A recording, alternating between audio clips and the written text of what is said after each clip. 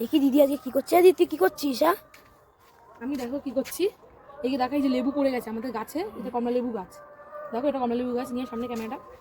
এটা কমলা লেবু গাছ, আর গাছে গাছে ভর্তি লেবু হয়েছে। আমার মুখে দেখো, গাছে ভর্তি লেবু হয়েছে। দেখো লেবুটা পেকে গেছে, পুরো পেকে গেছে, লেবুটা পড়ে গেছিলো নিচে, পেকে পড়ে গেছে। আর একটা আছে, এই যে দুটো আছে এখনো, এইগুলো পাকেনি। কিন্তু এটা দেখি কি আমি এসে দেখি নিচে পড়ে রয়েছে লেবু, দেখি নিচে। আমি তো এখন নিয়ে যাচ্ছি। এই লেবু ভীষণ টক হয়। তোমাদের কাদের কাদের বাড়িতে এই লেবু গাছ আছে তোমরা কমেন্ট করে জানাবে। আর একটা জিনিস তোমার সাথে শেয়ার করবো, দেখো আমাদের গাছে ভর্তি কুল হয়েছে। তোমরা কুলগুলো জানি না, দেখতে পাচ্ছ বড় বড় কুল, বিশাল বড় বড় কুল হয়েছে। এদিকে দেখো কি বড় বড় একটা কুল, আর এই কুলগুলো খেতে এই স্বাদ। দেখো পুরো গাছে ভরে গেছে, এত কুল হয়েছে পুরো গাছে। দেখো এই কি কুলের সাইজগুলো এত বড়, তোমরা আমি জানি না ক্যামেরায় ছোটো ছোটো দেখাচ্ছে, কিন্তু খুব বড় কুলগুলো। আর হালকা মিষ্টি, খেতে খুব সুন্দর। কদ্দুর আমি তাকাতে পারছি না, জাস্ট তাকাতে পারছি না।